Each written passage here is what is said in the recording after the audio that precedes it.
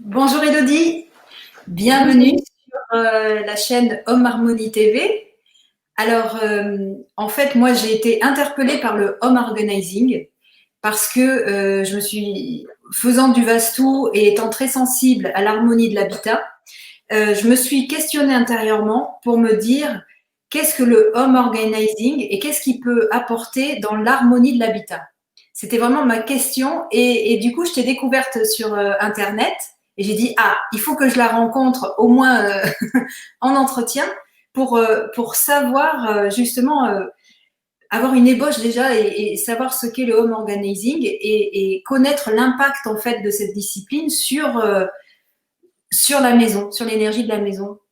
Ouais. Alors, est-ce que tu peux expliquer en fait ce qu'est le home organizing et puis après on te présentera et Ouais. on ira plus loin dans les questions. Alors déjà, il faut savoir que le home organizing, c'est une sous-partie des métiers en fait des professionnels de l'organisation. Donc c'est un peu des nouveaux métiers qui arrivent. Et le home organizing, c'est un petit peu une des catégories. Donc le home organizing, c'est l'art de trier, de désencombrer et ensuite d'organiser une maison. Donc vraiment, c'est pour ça que c'est le mot home. On dit aussi coach en rangement, mais c'est un petit peu moins utilisé. Moi, j'aime pas trop l'utiliser parce qu'en fait, je ne suis pas vraiment certifiée coach. Il y a des gens qui sont certifiés coach. Moi, c'est pas mon cas, mais parfois, on comprend aussi très bien qu'on dit coach en rangement. Mais donc voilà, donc le home organizing, c'est vraiment ça pour les particuliers. Et dans toute cette bulle de professionnels de l'organisation, il y a aussi le office organizing. Donc le office organizing, on est vraiment sur l'organisation de bureaux pour les professionnels. Et il y a aussi une autre partie qui est moins connue et qui est assez complémentaire, qui est le home management. Et là, le home management, on va vraiment venir travailler chez les particuliers pour les aider à s'organiser au quotidien. Donc, ça peut être la gestion du linge, du budget, de l'organisation avec les enfants, enfin, la gestion de manière plus générale. Donc, on n'est plus vraiment sur les objets, mais plutôt de la gestion de la maison. Donc, voilà, le home organizing, en fait, ça fait partie, c'est une des parties de tous ces métiers de professionnels de l'organisation. Et voilà, c'est un métier qui est apparu en France il y a maintenant quelques années. Aux États-Unis, enfin, elles sont très nombreuses et très connues. En France, ça arrive tout doucement, on va dire. Oui, oui, oui. Et les clientes sont plutôt, j'imagine que c'est plutôt des clientes que des clients. Pour le moment, ouais, j'ai plus des clientes. En tout cas, c'est des clientes qui m'appellent. Après, quand je fais des missions, ça peut être le couple. Ça peut être aussi en couple ou en famille. Mais on va dire que, ouais, quand même, 95% des clientes, c'est des clientes et des femmes, quoi. C'est des clientes. Les femmes d'aujourd'hui débordées qui savent plus, qui sont perdues. En fait, c'est des personnes qui sont perdues en général qui viennent te contacter, qui ne savent plus, quoi, qui sont. C'est ça. En fait, souvent, parfois, on fait un peu l'amalgame sur justement les personnes qui m'appellent en se disant, bah, elles sont. Il y avait une émission à l'époque sur M6 qui s'appelait C'est du propre.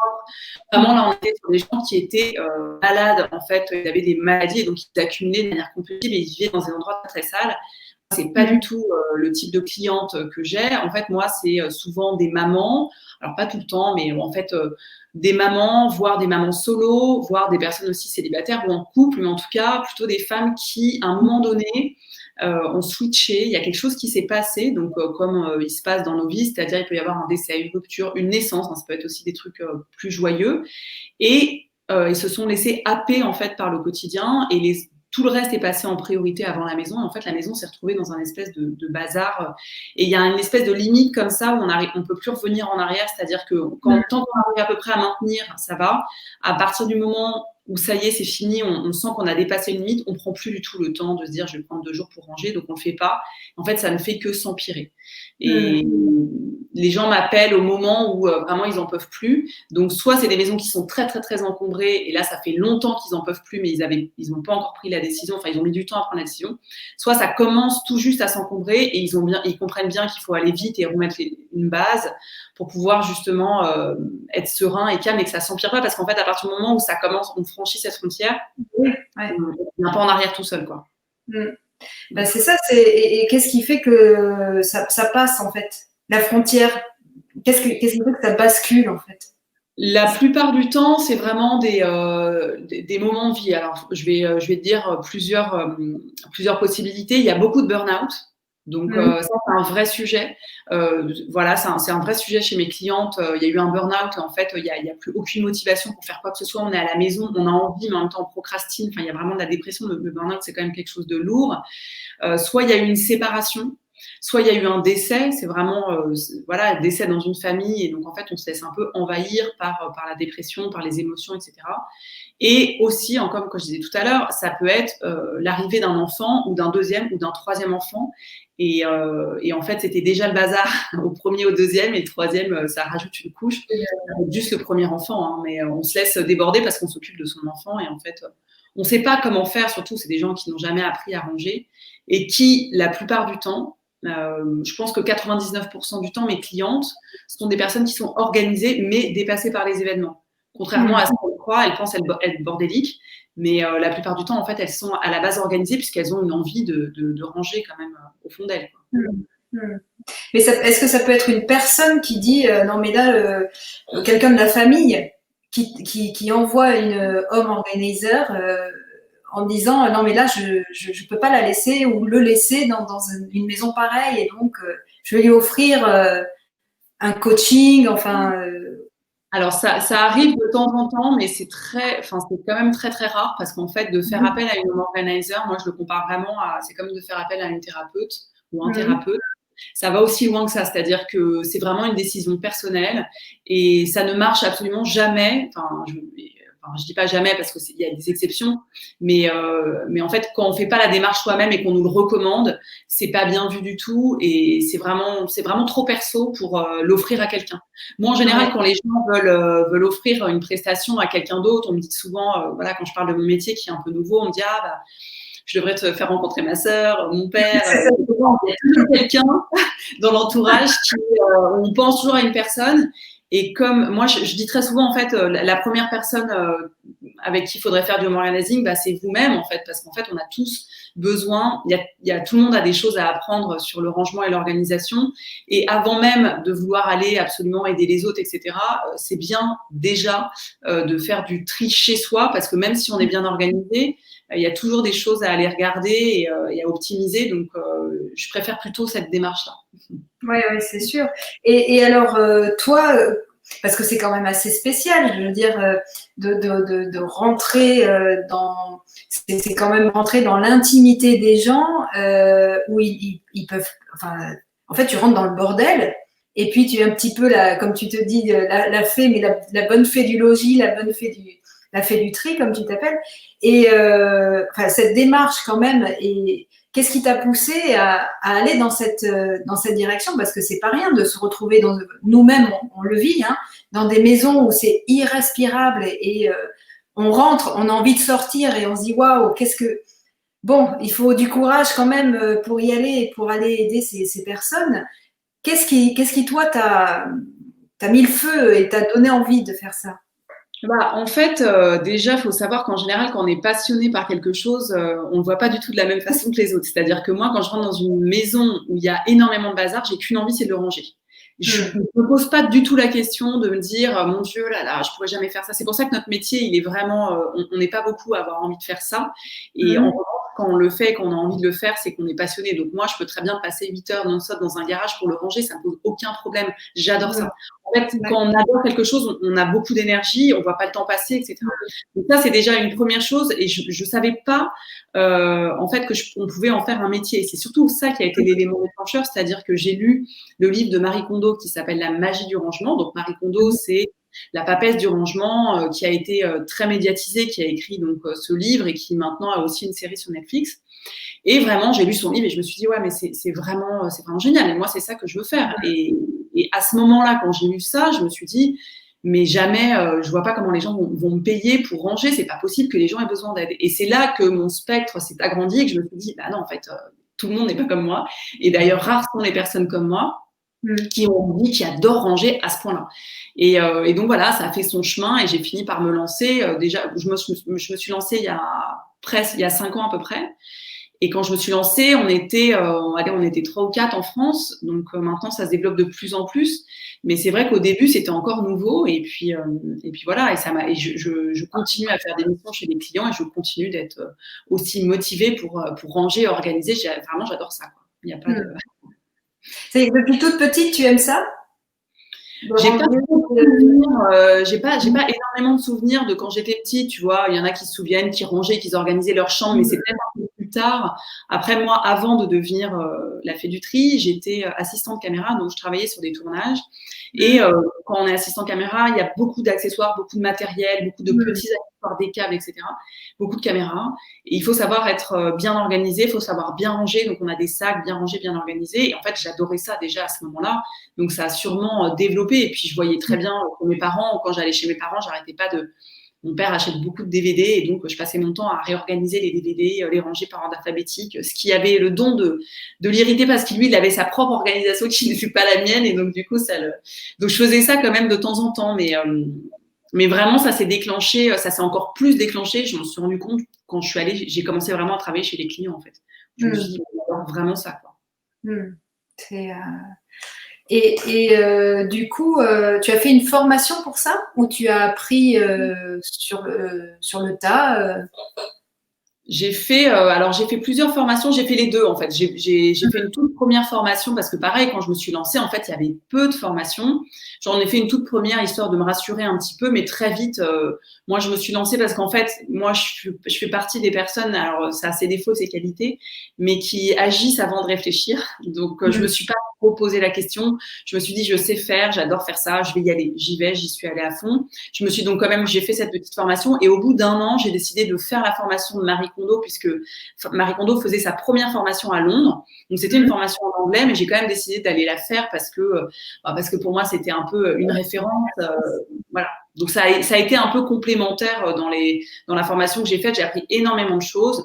Après, je me forme sur plein d'autres choses de manière générale, en développement personnel ou plein d'autres choses autour du bien-être, en fait, parce que pour moi, le home organizing, c'est vraiment du bien-être. Et donc, tout ça mélangé crée aussi cette expérience-là et moi, du coup, maintenant, ma méthode, quoi.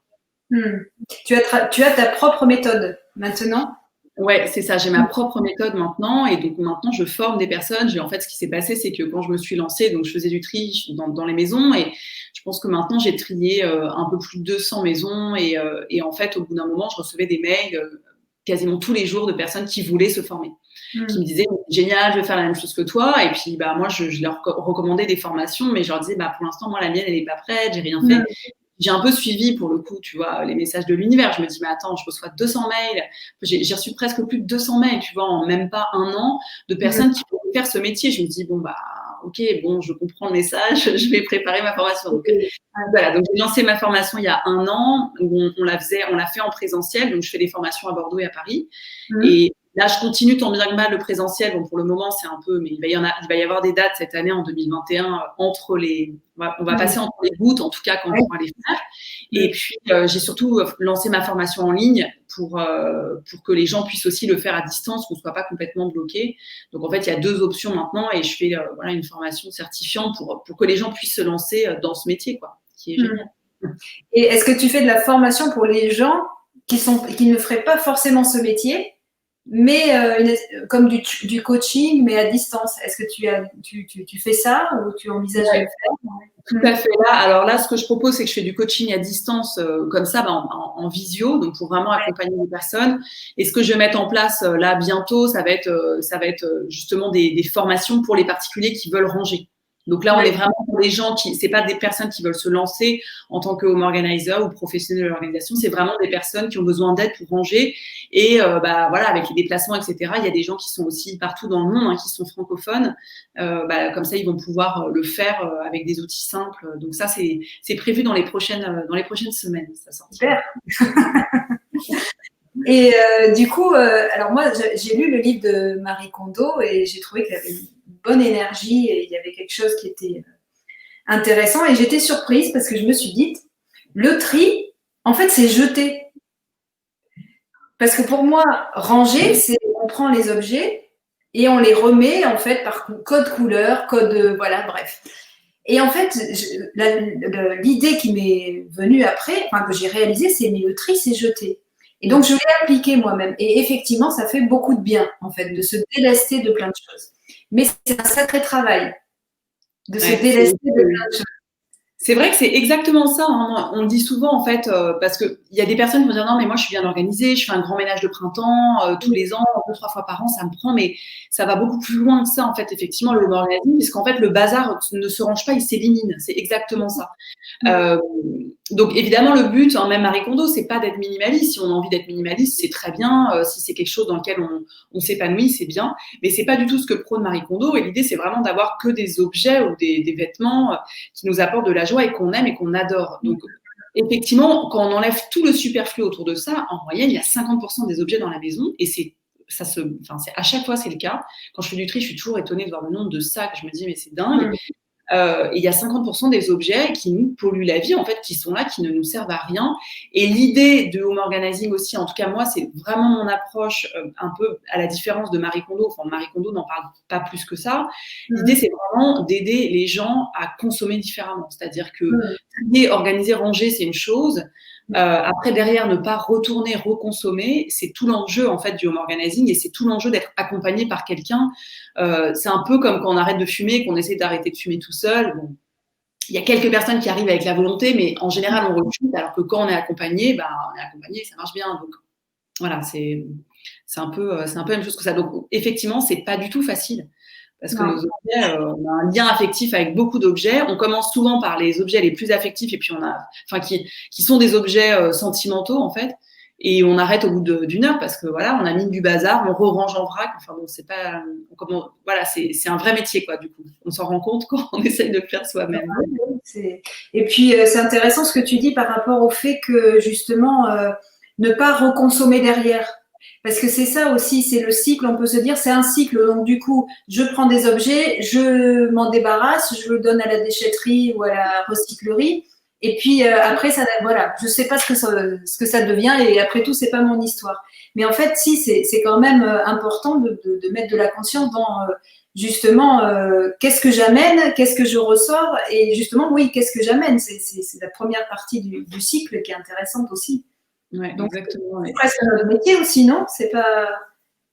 C'est lié. Après, ça dépend des approches qu'on a quand on fait ce métier-là, mais c'est vrai que de juste jeter pour jeter, de faire du tri, si derrière on retourne acheter, ça sert à rien. Et c'est d'ailleurs pour ça que souvent on a un électrochoc. D'ailleurs, dans la méthode de Marie Kondo, c'est aussi une des raisons pour lesquelles elle fait mettre tous les vêtements sur le lit. En fait, c'est pour que les gens se rendent compte de l'ampleur des vêtements quand on réunit tout au même endroit. C'est complètement délirant.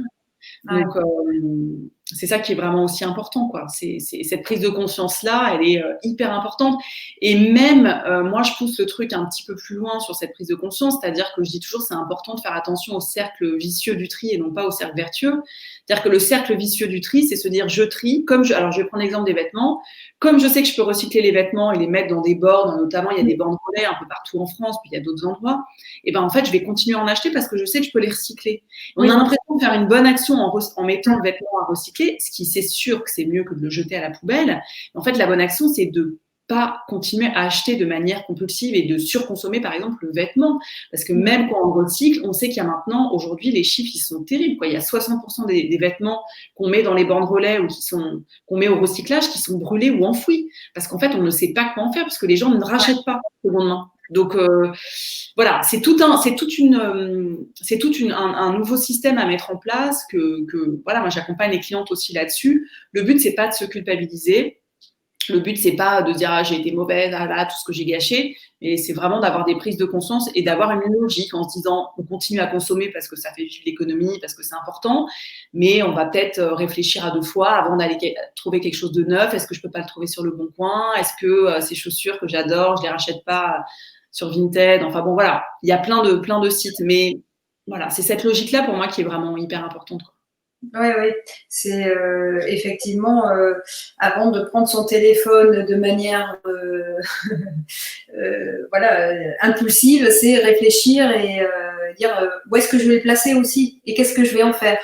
Ouais, exactement. Et puis si jamais on en a acheté un de manière un peu compulsive et même pas forcément compulsive, mais réfléchie, par exemple un livre. Moi maintenant, ce que je fais avec les livres, bon après c'est pas forcément l'exemple parce que moi c'est mon métier, mais quand j'achète un livre, j'en achète de moins en moins, mais quand j'en achète un, j'essaie de l'acheter de seconde main. Si je le trouve pas de seconde main, bah, je l'achète sur Internet. Je le lis et après, en fait, très, très rapidement, je le ressors de la maison. Soit je le donne, soit je le revends. En fait, il reste pas dans mon étagère, selon les livres, mais la plupart du temps, parce que je sais que je vais pas le relire. Et c'est ça aussi, de prendre cette espèce de réflexe de un objet rentré, un objet sorti aussi. C'est tout un... Mais ça implique aussi une grande confiance en la vie. Parce que, par exemple, je pense à ces gens qui ont manqué de beaucoup de choses durant la guerre.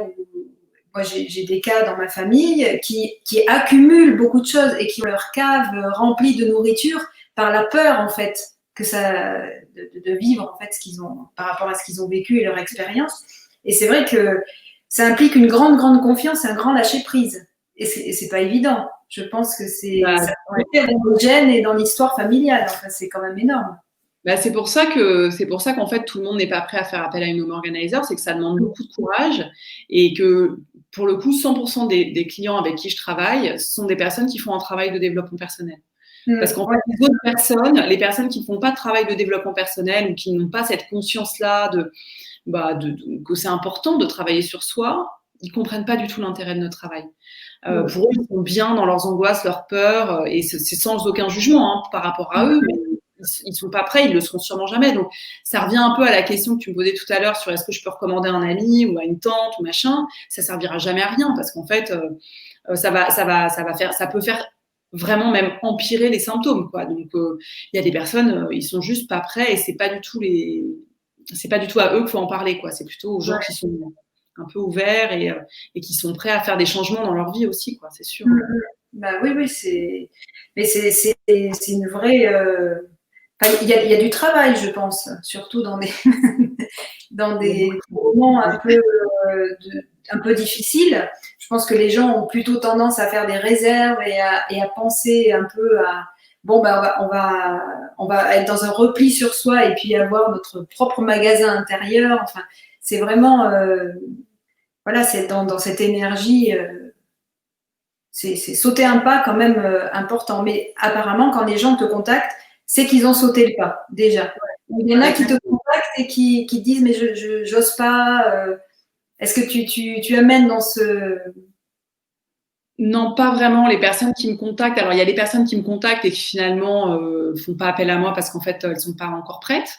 Mais les personnes qui font après chez qui je vais, il y a plus aucune problématique. En fait, le gros du travail a été fait. Elles se rendent pas compte, mais le gros du travail, c'est de m'avoir appelé, d'avoir signé mon devis concrètement, quoi, de se dire bon en fait je fais appel à quelqu'un et je me lance vraiment. C'est ça l'étape la plus dure. Elles se rendent pas compte. Enfin, mais moi je sais que c'est ça parce que après le tri, l'organisation, moi je suis avec eux, je les accompagne jusqu'au bout. Donc en fait on va toujours au bout de la mission. Ça n'arrive pas. Il y a pas d'échec en fait. Il y a pas d'échec possible. On a signé. Ça n'arrive pas. Donc pour moi c'est vraiment la phase la plus importante. Donc après une fois que je suis chez elle, il y a plus aucun souci, quoi. Ça reste compliqué parce qu'effectivement, comme tu disais, on rentre dans l'intime, mais c'est des personnes qui ont confiance en moi. Moi, je suis très bienveillante par rapport au bazar. Je suis très empathique. Enfin voilà, je sais vraiment bien faire mon travail. Pour le coup, ça c'est un truc que j'adore faire, accompagner les gens. Donc ça remue, mais ça se passe très bien. Et puis c'est des changements de vie surtout derrière. Donc c'est toujours des très belles histoires, quoi. Ben, c'est sûr. Et tu ranges avec la personne? Tu ranges toute seule? La personne range toute… Comment ça se passe? Non, je range toujours avec la personne, justement, dans le fait que ce soit un accompagnement thérapeutique aussi. Je fais jamais rien sans la personne. Donc, en fait, moi, je l'accompagne à prendre la décision. Je lui donne mon énergie, je lui donne mes idées, je lui donne ma rigueur et mon cadre. Je fais quand même beaucoup, je suis beaucoup dans l'action. Et très souvent, elles ont juste à dire oui, non, à me répondre. Et après, moi, j'agis derrière, en fait. Mais c'est pas moi qui prends la décision.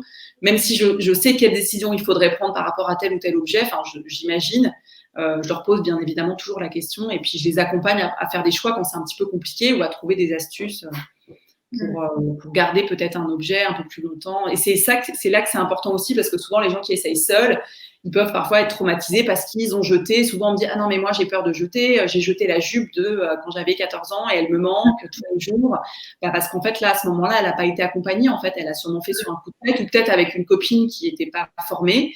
Et c'est les erreurs de débutants, quoi, on va dire. Oui. Et alors du coup, tu peux ranger par exemple la chambre d'un enfant qui n'est pas là. Et là, comment pas évident, ça.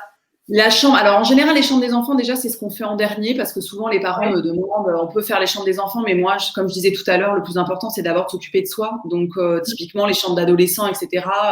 Quand les gens me disent, oui, mon adolescent, je dis, oui, ben, et vous? Commencez chez vous, commencez votre cave. En fait, c'est incroyable comme les parents ont toujours tendance à focaliser sur leurs enfants avant même de regarder ce qui se passe chez eux. Donc, moi, je leur dis toujours, on va d'abord faire toute la maison et ensuite, on fait la chambre de l'enfant. Donc, s'il n'est pas en âge de trier, on peut faire un pré-tri, mais il faut toujours qu'il y ait après son accord derrière. Donc ça, c'est un peu en fonction aussi de l'éducation des parents. Par contre, dès qu'il est en âge de trier, moi, je trie avec eux directement sans les parents. Donc, on organise le tri ensemble. Et les enfants sont les meilleurs clients parce que les enfants, ils savent très bien ce qu'ils veulent, contrairement à ce que croient beaucoup de parents. Et les enfants, ils savent très, très bien trier, organiser. Ils savent ce qu'ils veulent. C'est très efficace avec eux. Moi, j'adore bosser avec les enfants. Par contre, j'essaye toujours de leur dire de faire attention, surtout aux parents, que derrière, le truc vraiment qui peut être qui est catastrophique, c'est peut-être un peu fort, mais auquel il faut faire très attention, c'est quand l'enfant lui demande de trier, qu'il trie, et que le parent repasse derrière en disant « T'es sûr que tu peux pas garder ça ? Mais ça, c'est ta grand-mère qui te l'avait offert, etc. » Et là, on casse toute la confiance que qu'on a donnée à l'enfant pendant quelques heures pour trier, on lui dit « T'es sûr, etc. » Donc ça, c'est vraiment, généralement, je suis très vigilante par rapport à ça. Si les parents veulent récupérer discrètement des choses que l'enfant a enlevées pour les mettre dans leurs objets sentimentaux, parce qu'en fait, c'est des objets sentimentaux qui leur appartiennent et pas à l'enfant, ok. Mais bon, voilà. Donc, avec les enfants, c'est aussi un travail un peu différent. Mais bon, moi, je trouve ça vraiment, c'est passionnant de bosser avec les enfants. C'est hyper cool. C'est très efficace. Et ça dure combien de temps, à peu près, un tri, un rangement j'imagine c'est ça dépend vraiment de la taille de la maison, en fait. Ça dépend vraiment de la taille de la maison, mais on va dire qu'en moyenne, pour faire une maison, il faut compter 4 jours, entre 4 et 6 jours. 6 jours, je pense que c'est déjà vraiment une bonne journée. En fait, c'est une moyenne. En tout cas, ce qui est sûr, c'est que c'est minimum 4 jours pour faire toute une maison, pour vraiment, c'est-à-dire trier tous les objets, quoi. Tout passe entre nos mains. Mais ça va aussi dépendre de l'énergie du client, de comment, dans quelle énergie il est et comment il est par rapport au tri, des exercices qu'il arrive à faire entre chaque mission, parce que, par exemple, 4 jours de mission, on ne les fait pas à la suite, comme c'est un peu thérapeutique, énergétique, on laisse toujours du temps entre les missions. Donc, si j'aurais laissé 10 exercices à faire et que je reviens et que les exercices ne sont pas faits, ça peut rallonger aussi le temps. Donc, moi, j'essaye de faire en sorte que les clients soient autonomes au maximum et qu'ils arrivent après à faire leurs exercices. Donc, ça dépend. Donc, en gros, voilà, il faut compter entre 4 et 6 jours. C'est pour ça, moi, je demande toujours aux gens de m'appeler. On peut prendre rendez-vous sur mon site et comme ça, je parle vraiment avec la personne. J'ai vraiment un questionnaire pour savoir, tu vois, un peu dans quelle énergie elle est, est-ce qu'elle est en couple, est-ce que la personne sera là. Enfin bon, il y a plein de choses qui rentrent en jeu. Et après, à partir de ça, je leur dis, bon, bah voilà, il faudra tant de temps. Puis après, il y a des personnes qui ont juste envie de faire une mission bureau. Et dans ces cas-là, on fait une demi-journée. C'est minimum une demi-journée. Mais bon, voilà, c'est aussi une possibilité. Et moi, j'aime bien maintenant de plus en plus faire toutes les maisons parce qu'en fait, quand tu fais juste une partie de la maison, surtout si c'est une maison en bazar, ça risque de revenir, en fait, tant que tu n'as pas fait. Ça, pour le coup, c'est vraiment la méthode Marie Kondo, quoi. Et du coup, comment sont les personnes à l'issue de ce rangement? Est-ce que ça crée un moment de waouh, là, ça peut être la libération ou l'angoisse aussi, dire waouh, le grand vide. Est-ce que ça perdure dans le temps? Comment? Alors, déjà, les personnes qui ont fait du tri, en général, tu vois, elles ont après la journée ou les 4 jours, mais déjà juste quand on fait une première journée, elles sont épuisées, c'est très fatigant psychologiquement et physiquement, donc ça c'est un premier truc. Elles sont en général hyper contentes, mais elles réalisent pas trop encore. En fait, selon les personnes, elles se disent j'ai jamais vu ma maison comme ça. Elles se disent mais comment c'est possible? Parce que très souvent les gens pensent qu'on va pas y arriver.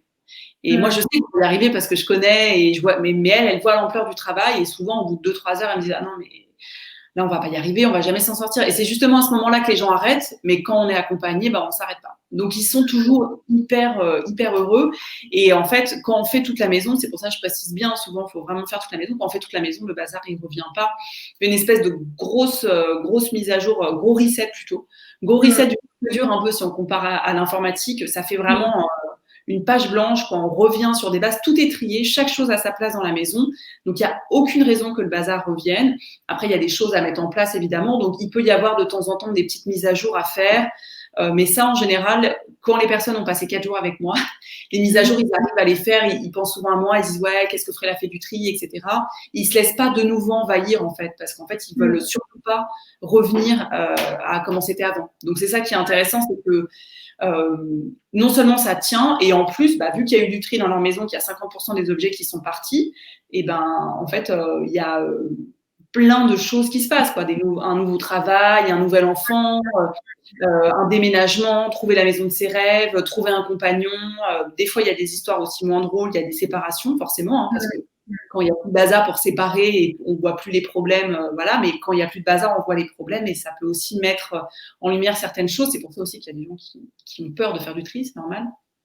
Donc, il y a toujours, en tout cas, des changements qui sont incroyables après les saisons. C'est clair.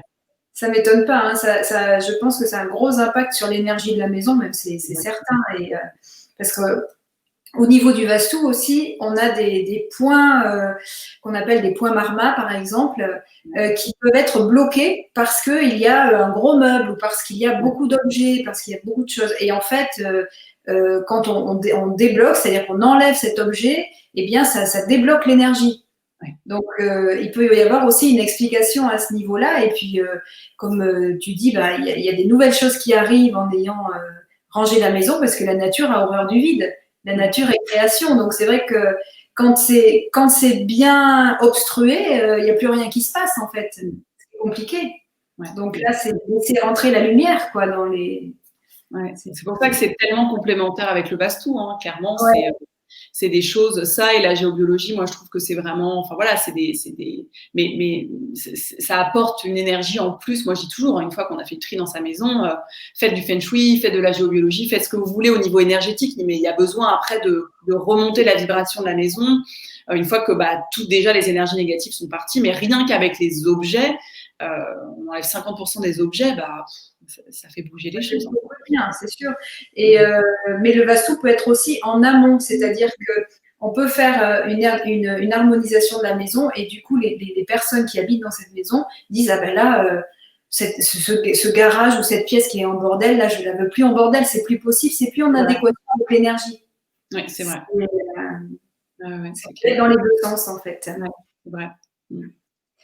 Donc, alors du coup, est-ce que tu as quelques petits conseils à donner? Est-ce que pour quelqu'un qui ne connaît pas et puis qui, dans le quotidien, s'intéresserait, qu'est-ce qui pourrait être appliqué facilement, en fait, au quotidien? Alors, ce qui peut être appliqué facilement, déjà, c'est d'avoir une routine de rangement tous les soirs. Ça, c'est quelque chose qui est vraiment important et déjà, plutôt que de laisser le truc s'accumuler et de se dire le week-end, je vais passer 4 heures à ranger, c'est de ranger les choses à leur place tous les soirs, de se dire 5 minutes.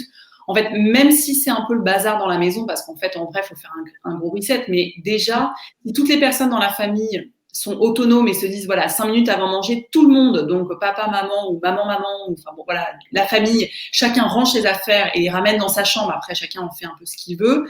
Là, il y a déjà, ça évite de toujours passer derrière les autres. Donc ça, c'est la première chose. La deuxième chose, moi je dis souvent, c'est aux mamans aussi d'un peu lâcher. Alors en fait, lâcher prise et responsabiliser, parce qu'il y a toujours un truc que je retrouve très souvent chez les mamans ou chez les clientes, c'est en fait elles râlent souvent sur le conjoint, les enfants ou la conjointe, qui range pas. C'est souvent dans cet ordre-là. Des fois c'est les hommes, mais bon, je parle au féminin parce que en tout cas c'est les cas que j'ai rencontrés. Mais en fait, elle ne lâche pas. C'est-à-dire qu'il n'y a pas de lâcher prise. Et en fait, cette charge mentale, elle se la met elle-même. Elle préfère le faire elle-même que de le faire par les enfants parce que ce sera mieux fait par elle, en fait. Donc, c'est un exemple comme ça, mais c'est aussi hyper important d'apprendre à faire confiance, à lâcher prise à un âge où les enfants, ils peuvent faire leurs draps. Peut-être qu'ils peuvent eux-mêmes changer leurs draps. C'est la fin du monde. Peut-être. Bon, après, je sais que ça dépend des enfants, de l'éducation, de plein de choses. Tous les enfants sont pas les mêmes et tout, donc c'est pas forcément facile à mettre en place. Mais je pense que c'est quand même important d'en prendre conscience parfois, quoi. On se met une espèce de charge comme ça avec plein de trucs à faire, alors qu'au final, on pourrait lâcher sur pas mal de choses. Donc ça, déjà, dans la maison, ça peut être intéressant. Et Ensuite, si on a envie de commencer à ranger, il faut surtout pas commencer à ranger genre le salon ou des espèces de chantiers qui sont énormes. Il faut commencer tout petit. Donc, quand je dis tout petit, ça va être ce que Marie Kondo appelle les kakémonos. Les kakémonos. Je suis en train de me demander si c'est pas kakémonos. Les komonos. Ah, non, c'est pas. Komodo. Non, mais je sais plus avec tous ces noms japonais. Enfin, les catégories de catégories, c'est-à-dire qu'en fait, c'est tous les objets divers. Ça va être les jouets, les médicaments, la nourriture, les épices, les ustensiles de cuisine, les couverts. Enfin voilà, il y a vraiment plein de sous-catégories. Les câbles, les CD, les DVD. Enfin voilà. Donc toutes ces petites catégories, ça peut être intéressant de les trier une à une et de se dire, bah aujourd'hui, je vais trier mes câbles, par exemple. Donc il faut aller chercher tous les câbles de la maison, sauf ceux qui sont branchés, et les trier, c'est-à-dire qu'est-ce que je fais avec tout ça. Demain, je vais faire la pharmacie, ok, donc je vais réunir tous les médicaments, souvent les médicaments, alors pas souvent, mais dans certaines maisons, il y en a partout, il y en a dans la cuisine, il y en a machin, et une fois que c'est trié, on se dit quel est l'endroit le plus adapté pour mettre cet objet-là, et on le met. Et c'est vraiment d'essayer de trier comme ça par petites catégories, et pas de se lancer dans un tri d'un garage qui sera jamais terminé, parce qu'en fait, on va sortir tous les objets, on va pas savoir quoi en faire, et on va les remettre. Et dernière astuce, lâcher prise, à vous qui me regardez, je parle pas forcément pour Validite, tu vois, mais les gens qui vont me regarder, lâcher prise sur l'argent. C'est un vrai problème parce que les gens vont garder des vélos elliptiques, ça c'est mon exemple préféré, des vélos elliptiques, des trucs énormes dans le garage ou des boîtes entières de trucs pour une brocante. Un jour, on va faire une brocante, ou ça, faut que j'emmène au dépôt-vente, ou ça, faut que je le mette sur Vinted, ça, faut que je le mette sur le Bon Coin. Je l'ai acheté 100 €, donc je vais le mettre sur le Bon Coin à 90 € parce qu'il n'y a pas de raison, il est neuf. Et ça, c'est vraiment un vrai problème, un vrai blocage, parce que du coup, déjà, les personnes en fait pensent qu'ils vont récupérer de l'argent en vendant, ce qui n'est jamais le cas en fait. Derrière, en fait, ça reste, ça encombre. Donc, ça génère encore plus de bazar. Donc, lâchez prise sur l'argent. Si vous voulez vraiment vendre un objet, vendez-le au tiers de son prix, maximum. Vraiment, hein, l'astuce, c'est de regarder sur le Bon Coin combien ça coûte et de mettre moins cher. Comme ça, on est sûr que ça part. Et n'ayez pas peur de vous dire je perds de l'argent. L'argent a déjà été dépensé. Donc, il y a vraiment une façon de penser. Ça, je le vois très, très souvent. Ça, pour le coup, chez tous mes clients, je le vois.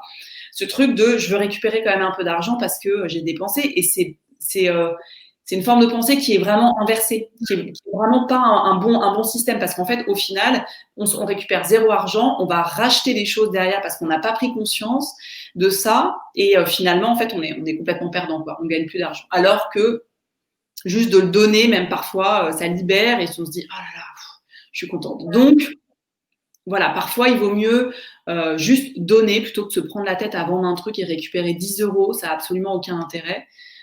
Et au moins, ça sort de la maison, quoi. Voilà. Oui, j'aime bien l'idée quand tu dis l'argent, il est déjà dépensé. Ouais. C'est vrai, c'est complètement. Alors, moi, je préfère leur dire voilà, je sais pas, je prends ce truc de vélo elliptique parce que j'ai trouvé souvent chez mes clientes. C'est la blague à chaque fois avec mes petites formées, là, quand je leur donne l'exemple, vous allez voir chez beaucoup de mes clientes, il y a des vélos elliptiques. Et donc, alors là, le mec qui a inventé le vélo elliptique, bon, c'est différentes marques. Bon, je pense qu'il est content. Et donc, le vélo elliptique, c'est peut-être parce qu'en fait, on l'achète, on culpabilise quand on le voit parce qu'on dit je fais pas de sport, je suis nulle, parce qu'en général, il y a des gens qui en font un peu, mais bon, voilà. C'est au milieu du salon, on l'a acheté 150 €, on se dit non, mais quand même et tout. Et en fait, le truc de ce vélo-là, c'est que on se dit, non, mais je veux le vendre au moins 110, 120, 130 €. Et l'argent a été dépensé. Et donc, je me dis, qu'est-ce que tu peux faire pour gagner, si tu veux, pour gagner 100 € autrement qu'en vendant ton vélo? Est-ce que tu n'as pas un moyen, je sais pas, tu mets ta voiture en location, peut-être que tu peux louer ton garage, si tu le tries, tu pourrais le louer, enfin, tu vois, il y a plein d'idées, et l'argent, tu vas le récupérer comme ça, et pas en revendant, enfin bon. Voilà, donc ça aussi, c'est des choses qui sont hyper intéressantes, et bon, voilà, on est vraiment là dans la thérapie, le développement personnel et le rapport à l'argent, pour le coup. Ouais, c'est intéressant. Ouais.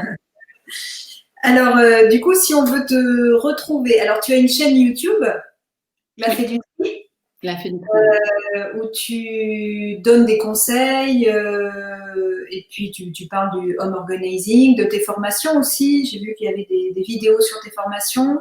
Ouais, il y a plusieurs playlists. En gros, il y a pas mal de choses donc sur des astuces à mettre en place dans sa maison. Donc déjà, allez voir. Il y a beaucoup de vidéos sur comment trier ses papiers, comment trier ses vêtements. Il y a déjà beaucoup d'informations là sur ma chaîne. Ensuite, je vous montre aussi des missions de tri. Physiquement, comment ça se passe. Donc quand je peux, je filme et je fais des avant-après. Ça permet de donner un petit peu une idée et puis aussi de se déculpabiliser en se disant, bah, je ne suis pas seule à vivre dans mon bazar. Et oui, bien sûr, après, je parle du métier de home organizer, vraiment, avec voilà, tout ce que ça implique d'être home organizer. Et donc, il y a différentes playlists. Et puis, je fais aussi des petites vidéos sur le développement personnel, le bien-être, des choses que j'ai testées, comme le jeûne, des choses comme ça. Tout ce qui est énergétique, pleine lune aussi, j'aime bien faire des vœux à la lune et tout ça. Donc, il y a une petite partie spiritualité aussi qui est là sur ma chaîne. D'accord. Et la formation, elle dure combien de temps à peu près?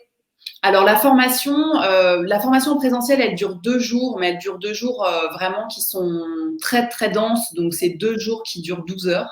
Donc, ça aurait pu être sur 4 jours et voilà, moi j'ai préféré le faire sur 2 jours. Donc c'est 2 jours complets, il n'y a pas des modules en plus, en moins, etc. C'est vraiment 2 jours complets. Et sinon en ligne, en ligne il y a plus de 52 vidéos. Donc après c'est chacun qui regarde aussi un petit peu à son rythme. Ça va dépendre de chacun. Il y en a qui vont aller vite, d'autres moins. Mais il y a pas mal de contenu en tout cas déjà pour se lancer. Bon, ben c'est vraiment très très intéressant. En tout cas, donc si on veut retrouver tes formations, c'est sur. Tu as un site, Fais du tri, tu as quelque chose, on va mettre en lien. Tout à fait.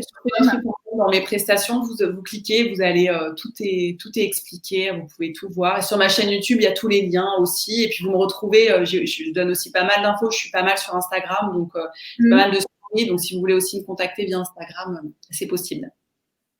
Très bien. Ben, en tout cas, merci beaucoup, Élodie, Fais du tri. C'était vraiment très instructrice, j'arrive pas. Instructrice, parce que je t'ai senti dans cette énergie d'instruction et de transmission. C'est pour ça que je parle d'instructrice. En tout cas, c'était très instructif. Et vous trouverez le lien en dessous de la vidéo avec le lien de la chaîne YouTube, le lien du site internet pour les formations. Merci beaucoup, Élodie. Merci à toi de l'invitation.